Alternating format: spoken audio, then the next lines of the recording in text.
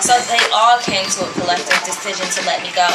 First of all, I was never signed directly to Rockefeller. I was signed to Def Jam. L.A. Reid signed me. It was his decision to let me go. Okay. So, you know.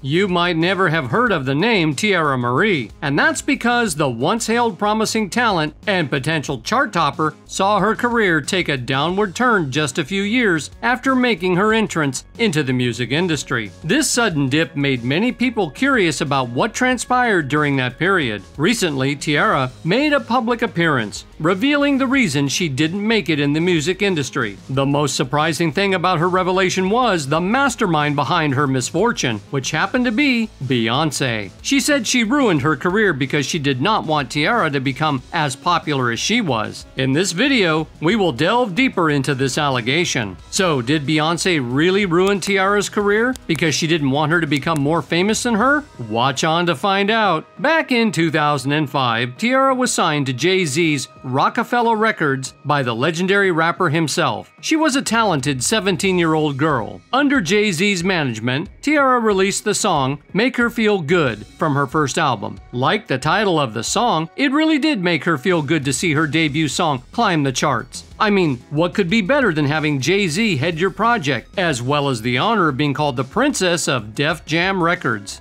Did Teairra Mari ever pay you all your money yet? She still owe me money. How much is left that she owes? I think it's like 50-something thousand now.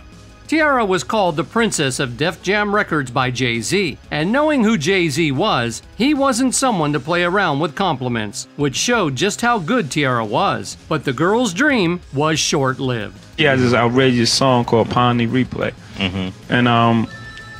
and he played that song for me, and I was scared. I was like, that song's too big for her. You know what I'm saying? Like, you know, a new artist, when a song is that big, it's it's hard to come back from. Around that time, Rihanna was also signed to Def Jam Records by Jay-Z. Already the bona fide princess of the label, Rihanna, an immigrant from Barbados, stood no chance against her more prospective label mate. And besides, Jay-Z, the executives of the record label, had more interest in Teairra than Rihanna, especially L.A. Reid. Although Rihanna had a great song titled Pawnee Replay, scheduled to be released, Teairra already had a hit song under her name. Hailing from Detroit and Barbados, these princesses are Sean Jay-Z Carter's 1-2 punch on the charts. According to Teairra, along the way, Jay-Z started behaving weirdly towards her because the label executives were giving her more push than Rihanna. It was probably because he was the one who signed Rihanna and felt it was his responsibility to see her succeed that made him change his behavior towards Teairra. But he was also the one who signed Teairra, which made his behavior even weirder. But at the time, the label executives didn't feel that way about Rihanna and continued giving Teairra preferential treatment. One incident that showed just how high the label rated Teairra was when she, Rihanna, and another artist named Mary performed the cover of Lose My Breath by Destiny's Child. During the performance, Teairra was the one who sang Beyonce's original solo part, which sent a clear message that she was the #1 favorite of the label. And because of this, Jay-Z allegedly started planning to have Rihanna replace her, but he had to tread carefully or things could end up turning sour.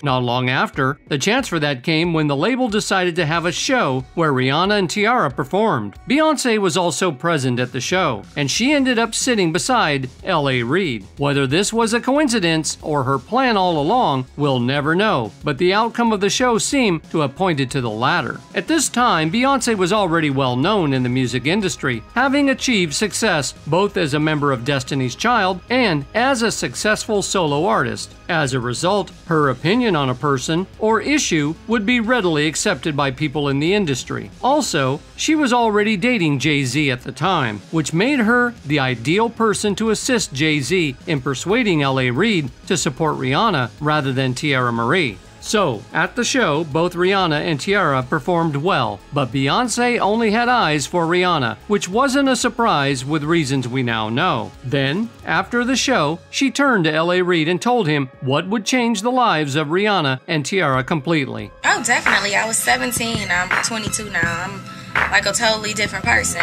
The incident is detailed in the music industry veteran's memoir, Sing to Me, My Story of Making Music, Finding Magic, and Searching for Who's Next, which was released in 2022. L.A. Reid said, "At the label, we thought Teairra Mari would be a big star. We spent more time on her, did more work on her, and paid more attention to her. Rihanna already had a hit with Pon de Replay, but we still thought it was the other girl. A bell went off for me. However, when after the showcase Beyonce came up to me, so what did Beyonce say to him? She said, 'That Rihanna girl, she's a beast.' Remember, we said Beyonce was already a powerhouse in the music industry by then. It wasn't surprising that her words to L.A. Reid changed everything instantly." Based on L.A.'s words about Rihanna, he admitted that he didn't see Rihanna as a star until the moment Beyonce told him, which shows that Teairra could be telling the truth about Beyonce playing a big role in the collapse of her career. Thereafter, L.A.'s behavior towards Teairra changed completely. He started paying more attention to Rihanna and tossed Teairra aside. That wasn't all. Things started to get worse for Teairra when the label started pushing her to change her vibe from what she was comfortable with into something like good girl turned bad girl. They wanted her to be a rebellious young teenager, oozing out cuss words. Teairra was still in high school during that period, which made it difficult for her to do. Plus, she wasn't comfortable with it.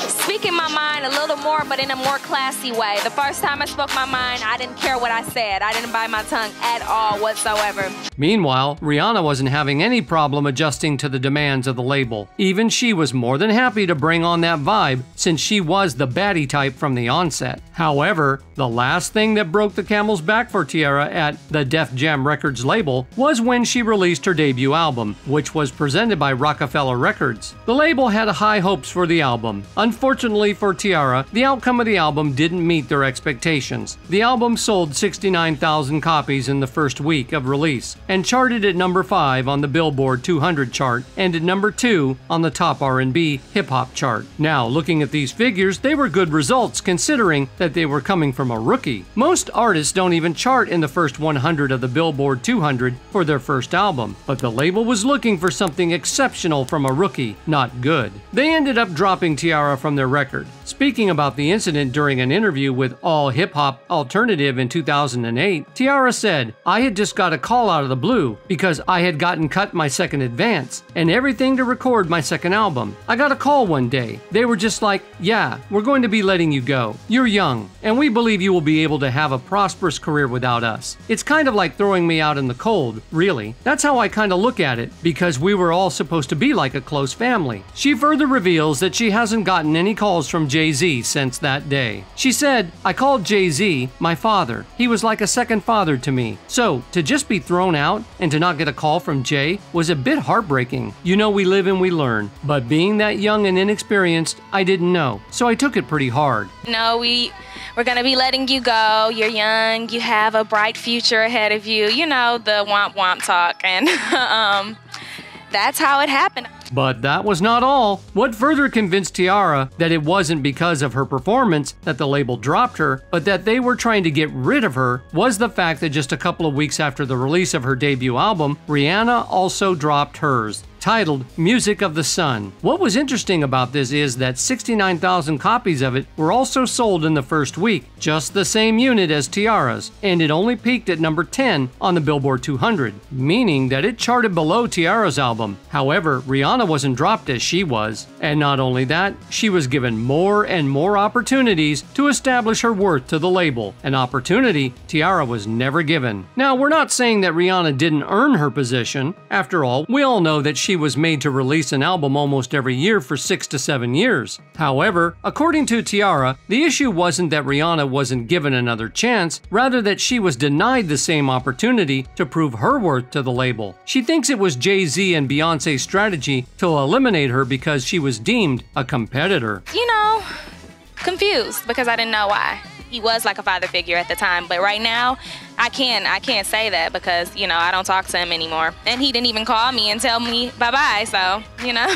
According to a source close to her, Teairra is still unhappy about this incident, even though it has been almost 2 decades now. She believes that her career wasn't the only one ruined by the Carter family, and that they have been doing that for a long time. What do you think? Do you think that Beyonce played a big role in the destruction of Teairra's career? We'd love to know in the comments section. Thanks for watching this video. Stay tuned to this channel for more tea in the entertainment industry.